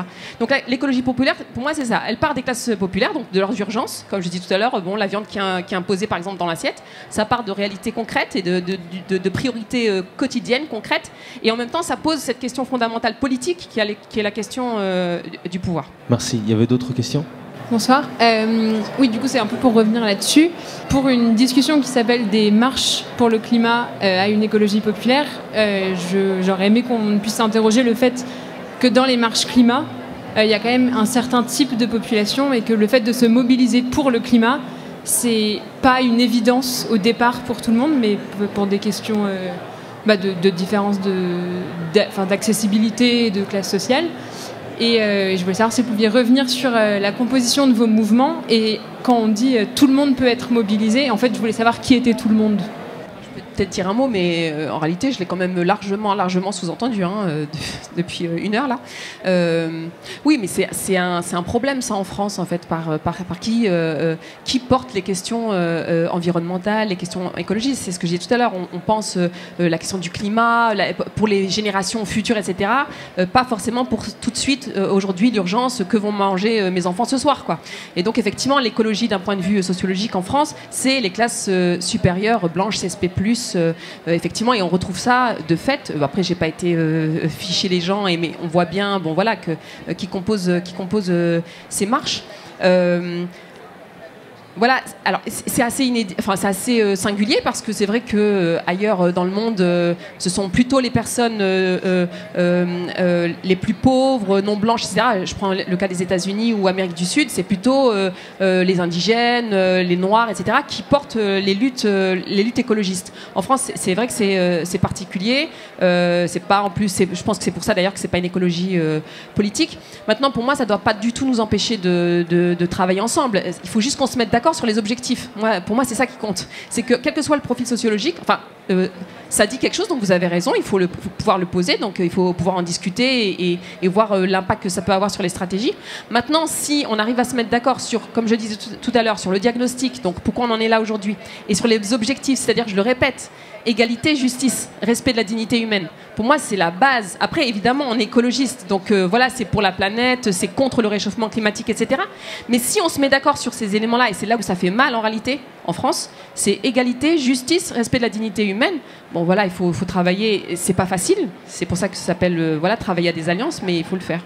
Et sur la composition aussi des collectifs, je pense que c'est hyper intéressant. Nous, alors c'est simple, c'est parti. D'ailleurs, il y a une étude de l'Association végétarienne de France, alors j'ai appris ça il n'y a pas très longtemps, qui montre que parmi les personnes qui demandent une alternative végétarienne à la cantine, 90% de ces personnes sont musulmanes. Et là, j'ai encore mieux compris pourquoi cette question n'était pas portée politiquement. C'est-à-dire que si c'était pas porté par 90% de musulmans, mais ça serait réglé, mais il y a 100 ans déjà, cette question. Je veux dire, c'est tellement évident, alternative végétarienne, voilà, c'est logique. Mais c'est quand on comprend ça, et je pense que j'étais la dernière au monde à le savoir, à connaître ce chiffre, parce que je pense que les pouvoirs publics, eux, enfin les élus, etc., connaissent bien ce chiffre. Donc, de fait, oui, au départ, quand moi j'étais voir d'autres parents pour dire qui a le même problème que moi, bon, déjà, c'est des femmes. Et c'est là que tu te rends compte de qui s'occupe de l'éducation et en particulier de l'alimentation et en particulier de la cantine, mais entre midi et deux, c'est des mamans. Donc de fait, nous on s'est retrouvés entre mamans. Après on l'a retourné, on en a fait quelque chose de féministe, mais à la base, c'était pas super féministe, j'avoue. Mais donc c'était plutôt des mamans et issues d'immigration postcoloniale et classe populaire. Donc nous, notre organisation, c'est ça. Maintenant, voilà, il y a d'autres personnes qui nous rejoignent au fur et à mesure, mais c'est plutôt ça, classe populaire et classe populaire non blanche. Vous voulez répondre aussi pour... Non, rapidement, je pense que de toute façon, il y a une question aussi d'identification. C'est-à-dire que comme explique, on a les marches pour le climat, ça a commencé à... les gens, en effet, commencent à se préoccuper pour, en effet, les générations futures, etc. C'est souvent... ça vient souvent d'une sensibilisation qui a été faite via les études, etc. Et l'écologie, finalement, les luttes de terrain... souvent, c'est ce que je disais tout à l'heure, les gens ne se considèrent pas comme écologistes. Et du coup, quand on a des marches pour le climat, il n'y a pas forcément le lien qui est fait. Il y a quand même eu pendant très très longtemps cette idée aussi que l'écologie, c'est un truc réservé pour les riches. En gros, d'abord, si tu peux te le permettre, tu es écologiste. Alors qu'en fait, c'est vraiment une question de base et de survie. Et par exemple, les populations en Ouganda, je pense que les communautés, peut-être que Dickens... qui connaît mieux. Moi, j'étais juste là-bas sur le terrain, mais de façon très pas très longtemps. Mais clairement, elle se mobilise pour essayer de juste avoir de quoi survivre et de pas mourir de faim. Mais c'est aussi ces mêmes personnes en fait qui sont les premières impactées déjà aujourd'hui par le changement climatique. On est dans une région où il y a des sécheresses, etc., et qui sont déjà impactées par le changement climatique. Mais alors, est-ce que elle se considère comme ça et donc c'est finalement il y a un côté de théorisation qui, je pense aussi parfois divise de façon un peu artificielle ces mobilisations, mais je pense que les ponts sont à construire, sont pas toujours faciles parce que c'est juste aussi différents mondes, différentes logiques, différents rythmes, mais en effet je pense que les ponts sont à construire et aussi au sein des associations. Nous, aux Amis de la Terre, on a toujours été parmi les plus radicaux, on a toujours mis sur la table la question que ce qu'on veut changer, c'est le système. Mais il y a beaucoup d'autres qui, de façon convaincue ou de façon stratégique, sont plutôt dans la réforme et dans essayer de modifier à la marge. Mais je pense que cette question de changer le système, maintenant, elle se pose de façon beaucoup plus facile par un peu tout le monde, en fait. Moi, je voulais juste réagir parce que je suis obligée, pour répondre à votre question, de réagir parce que, alors, oui, effectivement, il peut y avoir comme ça un phénomène d'autocensure, en tout cas de ne pas se permettre de se qualifier comme écologiste, etc. Forcément, dans les classes populaires, ça c'est évident. Maintenant, moi, quand même, je suis là aussi pour témoigner du fait qu'il y a des personnes qui habitent les quartiers populaires, il y a des personnes de classe populaire qui veulent mener des luttes écologistes. Alors, elles ne sont pas qualifiées comme telles, mais c'est pas grave, on s'en fout. C'est qu'un mot, voilà, on peut l'appeler barbe papa, c'est pas le problème. Mais je veux dire qu'ils mènent des luttes écologistes et qui sont disqualifiées, qui sont délégitimées. Mais ça, faut le dire, il y a une guerre qui est menée contre les classes populaires pour poser leurs questions de classe populaire.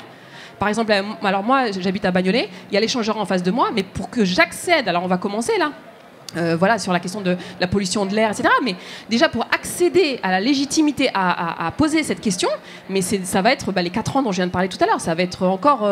Donc non, il y a et ça c'est pas un accident. Je veux dire, c'est pas simplement des gens qu'on voit pas, ou que... Non, il y a des gens qui se mobilisent. Moi, par exemple, à Bagnolet, si on s'était pas battu aussi contre la récupération de nos luttes, aujourd'hui, l'alternative végétarienne, c'est la FCPE et Greenpeace. Parce que alors, non seulement la FCPE, je le dis d'ailleurs pour expliquer pourquoi on a dû s'organiser. Super court, mais il y a 4 ans, donc la FCPE nous entrave, donc disqualifie notre lutte, donc elle ne veut pas la qualifier d'écologiste, elle la qualifie de communautariste. Donc ça, déjà, il faut lutter contre ça. Mais pour aller jusqu'au bout, la FCPE, l'année dernière, a organisé une conférence avec Greenpeace, donc avec qui on travaille déjà, avec Greenpeace, avec l'Association des végétariens de France, avec qui on avait fait aussi des ateliers et une conférence, avec un médecin expert nutritionniste, Jérôme Bernard Pellet, qu'on avait fait venir, avec lequel on travaillait. Donc il y avait tout le monde, les mêmes personnes qu'à nos conférences, mais ils ont remplacé l'association donc B de Maman de Bagnolet par une association de parents des Lilas, je ne sais pas si vous connaissez un petit peu la sociologie du 93, voilà, de classe moyenne blanche, qui ne se mobilisaient même pas sur l'alternative végétarienne, qui voulaient de la viande de bio, moins de pesticides, etc. C'est-à-dire que c'est même pas une association, super cet assaut, hein, mais elle ne se mobilisait même pas là-dessus. Je ne sais pas si vous savez ce qui s'est passé en 1945, ça m'a tout de suite fait penser à ça. En fait, il y avait comme ça des indigènes, des tirailleurs sénégalais, etc., qui ont libéré Paris, qui ont participé à la libération, et il y a De Gaulle qui a appelé et qui a dit tu me dégages tout ça, donc ce qu'on a appelé le blanchiment des troupes. C'est vraiment ce qu'a voulu faire la FCPE. Ils ont voulu blanchir les troupes, quoi. Donc en plus de l'entrave et de la délégitimation, en plus derrière, il y a la récupération des luttes des quartiers populaires, des luttes des classes populaires et des luttes, je le dis, des personnes issues d'immigration postcoloniale en France. Voilà. Et après on s'étonne, on dit mais pourquoi ces personnes-là ne se mobilisent pas? C'est dommage, c'est elles qui sont les premières victimes, etc. Mais tu ne nous laisses pas nous mobiliser. Et ensuite tu nous disqualifies et ensuite tu nous récupères. Donc ça, c'est quand même important de le dire, parce que sinon on croit que dans les quartiers populaires, c'est des déserts politiques, quoi. C'est exactement l'objet d'ailleurs de ce type de rencontre que nous organisons, c'est de montrer qu'en réalité les mobilisations, tu posais la question par rapport à la question de l'écologie populaire, c'est ça, c'est la mobilisation qui existe sur le terrain, c'est les familles, les personnes, les individus qui se réapproprient l'espace, leur vie tout simplement, et c'est exactement l'un des points fondamentaux de cette affaire. Et avant de laisser la parole à Frédéric, il y a vraiment quelque chose qui est un peu nodal dans cette discussion, on le sent bien aussi dans la question que tu poses, puisque c'est quelque chose qui est mis en avant assez régulièrement dans les médias, légitimement, c'est-à-dire la question de la composition sociologique de ces mobilisations. Il y a des sondages récents qui montrent que en fait, la question écologique et environnementale est en train de grimper parmi les priorités et les sujets d'importance dans toutes les classes sociales, dans toutes les catégories socio-professionnelles. Donc c'est clairement en train de devenir un sujet. Donc quelque part, est-ce qu'il n'y a pas... on n'est pas arrivé à un stade où la mobilisation peut être majoritaire des catégories, de ces catégories socio-professionnelles-là dans les villes a permis de faire avancer le sujet, mais c'est aussi contestable parce qu'en fait la mobilisation, il y en a dans tout le territoire national et il y a un nombre de personnes qui ne viennent pas de la même catégorie socio-professionnelle, qui peut-être ne sont pas racisées, mais qui sont blanches, mais qui viennent de classes populaires aussi. Est-ce que, en gros, cette mobilisation n'a pas permis de faire avancer le sujet à un tel point où en fait, c'est devenu un des sujets prioritaires pour toute la population en France. Et donc, à partir de là, qu'est-ce qu'il est possible de faire? C'est-à-dire un peu l'espèce de situation où est-ce que les personnes qui sont mobilisées sur le climat de façon plus ou moins généraliste depuis leur position sociologique ne sont pas dans une posture où ils ont le devoir de venir en support, ou est-ce que en support aux luttes qui existent sur le terrain, un peu comme on essaie de montrer aujourd'hui, ou est-ce que c'est deux choses distinctes et il faut que chaque lutte se développe un peu de son côté et que en gros on se coordonne le plus possible quand on le peut dans ce genre de contexte ou autre? Je ne sais pas si ma question est claire. Frédéric? Oui, alors moi je ne vais pas répondre très précisément parce que je n'ai pas étudié du tout la question sociologique de qui agit ou pas. J'ai juste un regard très précis sur ce qui se passe autour de moi et notamment sur la TEP, Ménilmontant, puisque c'est un lieu qui est ouvert et donc on a une certaine population qui vient. Alors déjà en premier, en ce qui concerne notre formation, bon j'ai fait des guillemets avec les doigts, donc on est un collectif et c'est les habitants du quartier avec à la base c'était pas mal de personnes âgées un peu retraitées qui ont vraiment prêté main forte et puis un groupe plus jeune comme moi et finalement on essaye de faire venir tous les jeunes qui étaient sur ce terrain avant mais qui venaient pour le sport et comme tout ce qui est équipement sportif a été complètement détruit en 2016 par les pelleteuses, et bien effectivement, dans la démarche des jeunes, c'est pas évident de venir là où il y a déjà des familles qui pique-niquent parce que c'est pas leur kiff quoi au départ. Mais il n'empêche que ces jeunes, quand ils viennent, ce qu'on fait, c'est de l'information aussi, voire de l'éducation à l'écologie pour ceux qui en ont besoin, parce qu'il y en a plein qui sont tout à fait concernés et qui savent pourquoi ils sont là. Et par rapport à ces jeunes, je me souviens d'une discussion que j'ai eue il y a 10 jours, même pas, avec un groupe et je leur expliquais, comme à tout le monde, ce que nous faisions, pourquoi nous étions là. Et il y en a un qui a dit « Oh, on s'en fout de l'écologie ». Je dis ben, « Oui, peut-être », mais j'essayais de trouver un moyen de continuer à discuter un peu avec eux. Et moins de 5 minutes après, ce jeune qui venait de me dire « On s'en fout », il m'a dit « Non, mais on est tous concernés par l'écologie ». Donc en fait, il y a aussi une... Je ne sais pas si c'est une posture, si le terme n'est pas un peu moche à utiliser, mais c'est pas évident non plus, je pense, quand on est noir ou arabe, d'aller dans la rue et de manifester, parce que ils sont déjà effectivement entravés depuis toujours par la police, pour des délits de faciès. Donc je pense que la démarche est moins simple quand on est noir ou arabe que quand on est blanc pour aller lutter et revendiquer des droits.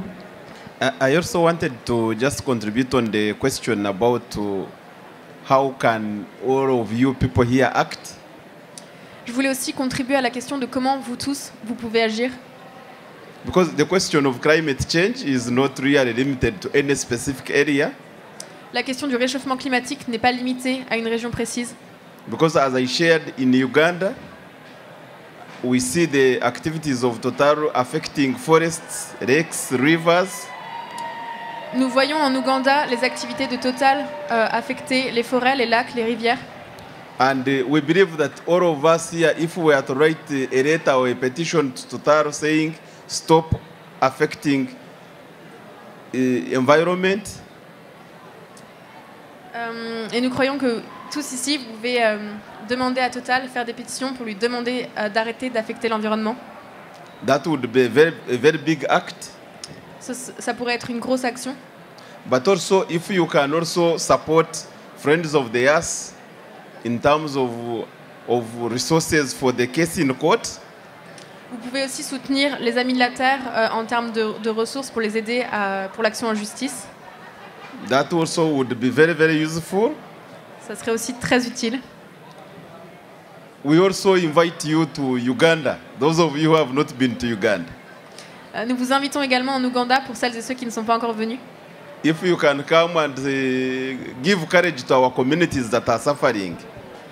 Si vous pouvez venir et donner de la force et du courage aux communautés qui souffrent. Because those communities are fighting to save the forests, which also help us in terms of managing climate change. Parce que ces communautés se battent pour protéger la forêt, qui nous aide tous pour lutter contre le réchauffement climatique. And in terms of, I think, the popular ecology that they asked about, we believe that, I think the world, we need to work together. Nous devons agir ensemble en tant que monde. I think a few years ago, there was an agreement that was signed from France, the Paris Climate Change Agreement. Je crois qu'il y a quelques années, il y avait la signature de l'accord de Paris, du coup, un accord contre le réchauffement climatique. We believe the people in France, we should be asking the companies. Nous croyons que la population française devrait demander aux entreprises whether they are complying with those agreements. S'ils sont en accord avec cet accord.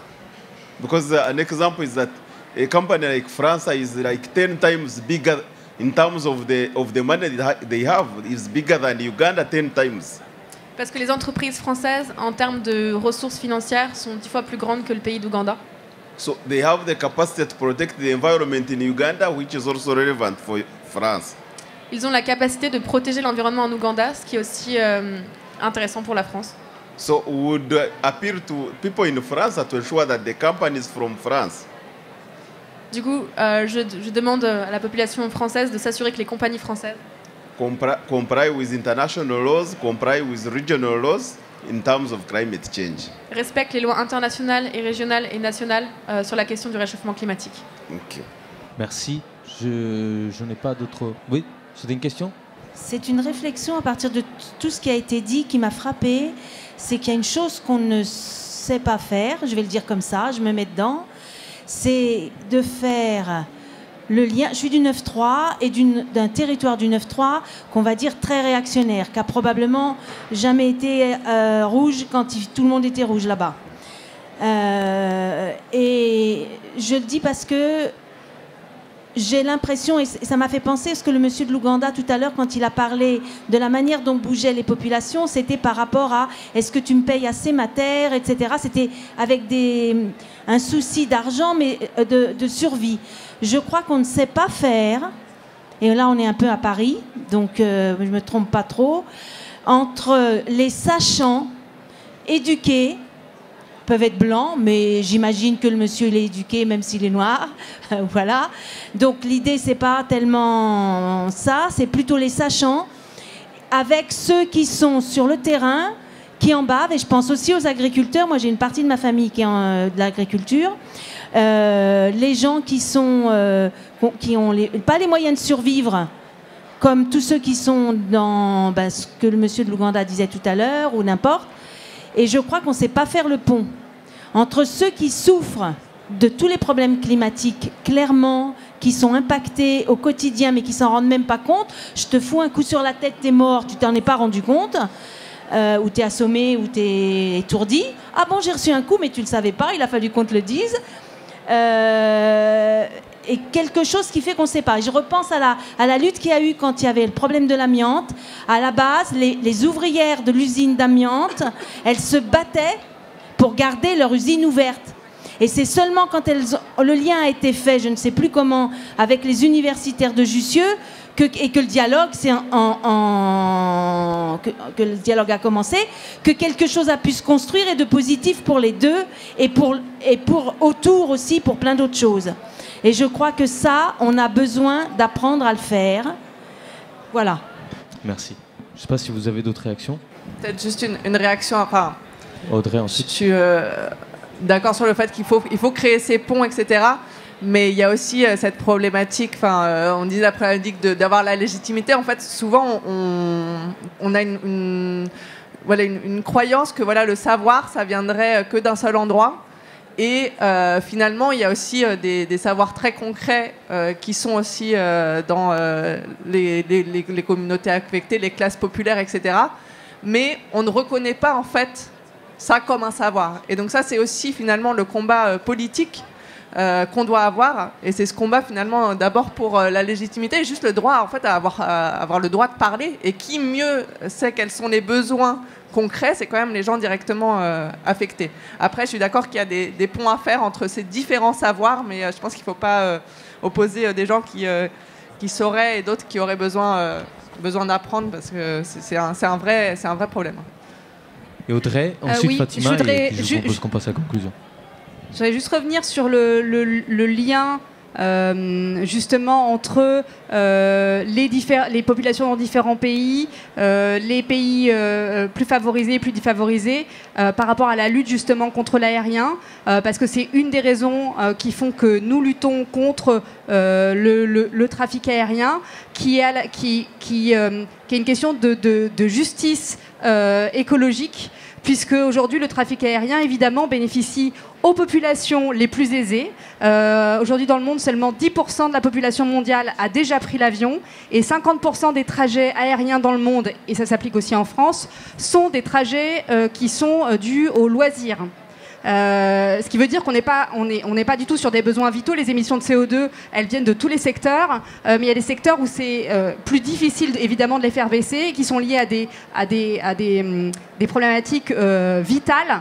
Clairement, sur le trafic aérien, on est face à une grosse part de besoins non vitaux et qui bénéficient aux plus riches, alors qu'évidemment, ce sont les plus pauvres qui vont faire face d'abord aux conséquences du réchauffement climatique, avec des problèmes d'accessibilité en eau, de montée des eaux, etc. Et donc, c'est pour ça que cette cause est importante, parce qu'elle est symbolique du poids des populations les plus aisées dans ce réchauffement climatique, et c'est un levier sur lequel on peut agir facilement, puisqu'on est sur des besoins qui ne sont pas des besoins vitaux. Moi, je voulais juste réagir à ce qui a été dit sur les ponts à faire entre les sachants et puis les territoires, parce que je pense que c'est pas parce qu'on ne sait pas faire, c'est que tout est fait pour justement dissocier, qu'il n'y ait pas de pont justement entre les sachants, enfin vous voir où sont les universités, l'accès qu'elles peuvent avoir au territoire, l'inverse, etc. Mais je pense effectivement que c'est un problème central, parce que alors nous là où on est, donc à Bagnolet et à Montreuil, on essaie d'organiser des ateliers, des conférences, etc., où on fait venir justement des sachants, ce que vous appelez les sachants, donc des universitaires, des experts en fait. On essaie de les faire venir dans le quartier. Régulièrement, on organise par exemple dans un quartier de Bagnolet, c'est la Capsulerie, c'est le quartier de la drogue, peut-être certains connaissent ici, juste en face du métro.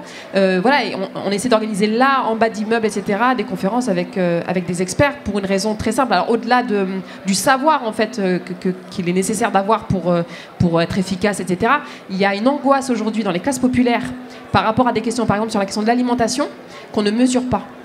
Parce qu'on a comme ça des bribes d'informations dans les médias mainstream, en fait, sur l'alimentation. Alors, tel aliment cause le cancer, mais si vous le mangez, ça cause le cancer. Si vous le mangez pas, ça cause le cancer. Enfin, je veux dire, c'est pas une information exacte, précise, complète, etc. On a comme ça des bribes.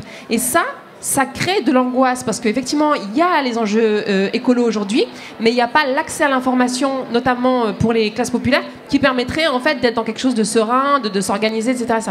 Et ça, effectivement, c'est un enjeu. Comment on a accès à l'information précise, scientifique, chiffrée, quand on est dans les classes populaires et en particulier sur les territoires. Merci. Avant de passer un petit peu aux conclusions, juste en guise un peu de synthèse, je pense qu'il y a il y a quelques éléments qui ressortent un peu de tous les échanges que nous avons jusqu'ici. Quelque part, on n'est pas vraiment juste en train de parler d'écologie ou de climat. Là, on est vraiment en train de parler de sujets qui sont au cœur en fait de la crise démocratique et la crise du pouvoir du peuple, on va dire comme ça, sur leurs institutions, parce qu'on parle de se réapproprier l'espace, on parle de se réapproprier la lutte, les moyens de la lutte, on parle d'engager un rapport de force quand on est simplement des citoyens, qu'on n'est pas très nombreux face à des décideurs qui peuvent être élus, ou des grandes entreprises, ou des grandes multinationales, comme dans le cas de Total. On a beaucoup parlé de légitimité et des freins et des entraves qu'il peut y avoir à obtenir cette légitimité selon là d'où on vient et selon ce qu'on fait et le sujet qu'on aborde, donc à travers tout ce qu'a soulevé Fatima Wassak, et puis de l'importance un peu de se donner les moyens, d'autres moyens, de diversifier les moyens d'action qui peuvent nous permettre de renforcer ce rapport de force et d'obtenir des choses concrètes, sachant que là on parle de sujets de lutte où dans tous vos cas on est à un stade où ça a avancé, voire bien avancé pour certains et certaines, mais on n'a pas nécessairement encore gagné. Et c'est là un peu le nœud de l'affaire. S'il faudra qu'on se revoie dans 2 ans ou 3 ans, ce sera de faire un peu le bilan de toutes ces luttes, de comment elles ont pu se renforcer grâce à la mobilisation climat et la mobilisation populaire, à travers tous les outils qu'elles ont pu avoir, ou alors de voir comment malheureusement elles n'ont pas réussi à avoir gain de cause et faire le bilan de ça. En tout cas, nous, je pense qu'on souhaite tous pouvoir gagner et faire en sorte que ces batailles-là aussi puissent s'unir, se retrouver régulièrement, échanger sur les différentes manières dont elles ont pu se construire. C'est un peu l'objet de cette soirée. J'espère que c'était clair. Est-ce que, en guise un peu de conclusion, vous voulez un peu récapituler les prochaines étapes concrètes? Là, concrètement, qu'est-ce qui va se passer concernant vos luttes à vous, donc soit pour le TEP, pour T4 ou pour l'option végétarienne, là concrètement, ou pour le cas d'Ouganda. Donc on l'a un peu dit au fur et à mesure, mais juste récapituler un peu pour tout le monde. Et puis si vous avez des questions pour les intervenants, vous pouvez revenir vers elle à la fin, si vous restez un petit peu avec nous pour siroter de la bière bio ici, ou des jus de fruits. Voilà, donc peut-être dans l'ordre, hein, Frédéric, qu'est-ce qui va se passer pour le TEP Ménilmontant, quels sont les prochains événements et comment les gens peuvent aider? Alors, j'ai juste envie de dire une petite phrase, aussi en conclusion de ce qu'on vient de se dire. C'est vrai qu'il y a une intention toujours, il y a un dicton, c'est diviser pour mieux régner. Donc effectivement, le fait de se rassembler, de se parler, d'être ensemble, et notamment grâce à des associations ou ONG comme les Amis de la Terre, Alternativa, qui nous permettent de faire vraiment un lien, ça nous renforce. Et voilà. Donc c'était pour amener ma conclusion. Donc nous, sur la TEP Ménilmontant, on sait que nous sommes aidés par le calendrier électoral. D'abord, on a bénéficié des résultats très négatifs aux européennes pour le PS, alors que justement les Verts ont eu beaucoup de voix. Donc ça les a freinés dans le fait de nous virer de la TEP. Et on est toujours aidés par ces futures élections municipales qui prennent la tête de tout le monde, qui auront lieu en mars 2020. Et notre objectif, c'est de finir de consolider notre projet citoyen d'ici ces élections municipales pour que qui que ce soit à la municipalité du 11e et de Paris, le projet soit humainement, socialement, écologiquement indéboulonnable. C'est-à-dire que si jamais quelqu'un nous envoyait donc les forces de l'ordre pour saccager ce que nous avons fait, que finalement il ne s'en relève pas. Et voilà. Et donc ce projet, c'est de continuer à renforcer le terrain de sport, la ferme pédagogique, le système de compost, le lieu d'accueil avec une sorte de petite cabanon pour que les gens puissent se retrouver, parler, qu'ils soient donc protégés pendant l'hiver. Et évidemment, tout ce qui est au niveau de la végétation, il y a un planning qui est mis en place pour faire de la plantation d'arbres. On va se servir aussi du compost pour pouvoir renforcer la qualité de la terre dans le but de pouvoir faire un petit potager. Et voilà. Donc voilà le projet de la TEP Ménilmontant, et on ne lâchera rien, quoi qu'il se passe, et qui que ce soit qui soit en face de nous, on ne lâchera pas et on continuera. Et donc les chantiers du TEP sont ouverts, hein, donc les personnes peuvent participer les week-ends, le samedi et le dimanche et rejoindre directement le projet. Voilà, vous avez une page Facebook TEP Ménilmontant avec la possibilité de donner vos coordonnées pour avoir au moins les informations de la newsletter et vous inscrire aux ateliers. Et franchement, c'est hyper sympathique, c'est très oxygénant, en plein Paris, ça fait un bien fou. Vous êtes tous les bienvenus. Merci. Audrey, pour le collectif C4 ? Oui, donc alors nous, la suite de notre action, donc déjà évidemment, il y a la suite de l'action d'hier, une action politique. On a donc transmis une lettre ouverte au président de la République pour demander d'annuler le projet pour cause d'urgence climatique. Donc nous allons renforcer donc la pression au niveau politique avec donc tous nos partenaires, associations de riverains, ONG et donc le réseau international Stay Grounded. L'objectif aussi, c'est médiatiser ce projet, puisque ADP a tout fait pour que ce projet passe inaperçu. Aujourd'hui, il y a très peu de gens qui sont au courant, évidemment au niveau national, mais même au niveau régional, au niveau de l'Île-de-France. Je ne sais pas combien d'entre vous avez entendu parler de ce projet, mais j'imagine que ce n'est pas beaucoup. Donc ça, ce que vous pouvez faire, vous, pour nous aider, c'est en parler au maximum. Et donc nous, on va continuer aussi à activer le relais médiatique pour faire parler de ce projet et faire monter l'opposition de l'opinion publique contre ce projet, c'est extrêmement important. Dans les semaines à venir, notre objectif, c'est aussi de prendre le temps de mieux s'organiser au niveau du collectif et de faire le relais avec ce qui se passe dans différentes communes, parce que finalement, nous, le collectif, il s'est formé de façon très spontanée au sein d'un réseau très local. Et en fait, on a été tellement absorbés par la lutte et ça nous a demandé une telle énergie qu'on n'a pas eu le temps pour l'instant de se structurer au-delà de ça. Alors, or, il y a quand même plein de communes dans lesquelles il y a des gens qui, on sent, ont envie de se mobiliser. Donc là, on va chercher en fait des relais et des référents dans différentes communes. Donc, si parmi vous, il y a quelqu'un qui veut être référent pour Paris, ben, vous êtes les bienvenus pour qu'on puisse coordonner notre action. Jusqu'à l'enquête publique qui a lieu au deuxième semestre 2020, on va aussi renforcer nos actions sur le terrain.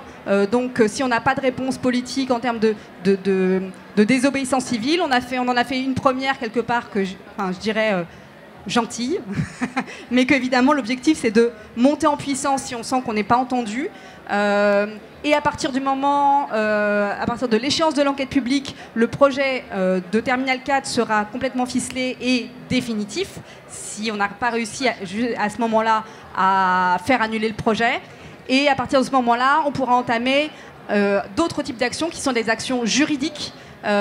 Et donc l'idée, c'est vraiment d'attaquer sur tous les fronts, voilà, d'être à la fois dans la désobéissance civile, dans l'action juridique, dans la pression sur les élus, voilà, d'arriver à multiplier les différents angles d'attaque. Oui, ben, pour reprendre ce que tu disais dans ta question, c'est pour nous ce qui est central, c'est la question de la victoire. Effectivement, il faut gagner. Il y a quelques temps, on a mené une lutte d'1 an pour des ascenseurs en marche, pour des immeubles, voilà, 18 étages, etc. On s'est battu contre le bailleur social, donc voilà, on a fait on a mené une lutte, une mobilisation, on a occupé l'espace, on est parti. Casser un petit peu, enfin casser, je vais pas utiliser ce terme parce que sinon ça va être utilisé, c'est enregistré en plus, parce que nous on peut pas la désobéissance civile, c'est ça que je veux dire. Dégrader. Non mais même ça on peut pas. En fait, nous, la vérité c'est que désobéissance civile, mais même le dire, je n'ose pas parce que bon, on n'a pas le même rapport à. Bon, bref, mais en tout cas voilà, on a gagné. Donc le bailleur social Logirep a changé tous les ascenseurs du quartier. Donc et alors cette victoire là, alors c'est sur les ascenseurs, c'est déjà une question écologiste, hein, on dirait pas comme ça, mais c'est une question, j'ai pas le temps de développer, mais cette victoire là, elle a permis aux gens du quartier de se sentir voilà, plus forts, voilà, on est chez nous ici, c'est nos ascenseurs, c'est nos immeubles, c'est notre espace, c'est l'espace public, etc., etc. Et donc petite victoire par petite victoire, donc sur le terminal à Ménilmontant, même voilà à l'international, Ouganda, nous dans les différents cantines avec l'alternative végétarienne, ça va permettre de reprendre du pouvoir et je pense que c'est toutes ces petites victoires là qui vont nous permettre de gagner face à une machine de guerre, voilà, qui s'appelle le système capitaliste. Je le redis, mais c'est quand même ça notre ennemi en fait, c'est le système capitaliste. Si on prend pas de la force et on n'a pas comme ça des victoires pour nous remobiliser, parce qu'en réalité on est quand même largement, je parle collectivement, résignés. Voilà, on est dans une impuissance comme ça où voilà, là on nous demande de lutter contre Total, mais même, il faut voir ce qui se passe là à Lubrizol. Enfin, c'est vraiment même voilà, remettre un tout petit peu en question ce qui se passe, c'est déjà la guerre. Donc voilà, on a besoin de victoires, même si elles paraissent comme ça anecdotiques, anodines, etc. Toutes les victoires sont bonnes à prendre. Et donc c'est pour ça qu'on a des stratégies, nous, vraiment sur du très concret, et vraiment ce qu'on est capable de gagner. Voilà, on ne part pas sur des révolutions, même s'il faut être révolutionnaire en matière écologiste, mais notre manière d'être révolutionnaire, c'est ça, c'est d'être sur du concret, sur des petites choses et avoir comme objectif voilà, la victoire. De l'autre côté, la prochaine étape, c'est qu'on va saisir le juge. Donc, pour rappel, c'est la toute première action en justice avec cette nouvelle loi qui, du coup, reconnaît la responsabilité des maisons mères des multinationales ici en France par rapport aux activités de leurs filiales sous-traitants un peu partout dans le monde. Vous pouvez nous soutenir en signant la pétition sur le site totalautribunal.org. Ce qu'il faut savoir, c'est que l'action en justice, on ne sait pas ce qui va se passer parce que c'est la toute première et en effet, la justice, ça peut prendre des années, etc. Même si il y a certains mécanismes qu'on va utiliser pour avoir des décisions rapides. Mais nous, notre stratégie, c'est aussi d'utiliser cette action en justice pour rendre visible ce qui se passe en Ouganda, rendre visible cette lutte, et en fait, utiliser l'action en justice pour ralentir et réussir à faire stopper le projet. Et c'est très intéressant, tu disais, nous, on ne peut pas parler des organisations civiles, on peut parler... Et en fait, c'est pareil, nous, on a les mêmes questions avec nos partenaires ougandais. Par exemple, quand on travaille juste à faire une vidéo ensemble ou des documents ensemble, en fait, en Ouganda, ils ne peuvent pas dire qu'ils veulent stopper le projet. Nous, on peut le dire ici. Et ils ont besoin de cet appui international pour qu'il y ait des gens qui disent non, mais ce qu'on veut, c'est pas juste de l'argent pour les communautés ou essayer d'avoir des meilleures garanties environnementales. Ce qu'on veut ici, c'est stopper le projet. Et on peut le faire justement avec ces alliances. Et c'est avec tous ces outils différents de mobilisation, de pression, d'action en justice, etc.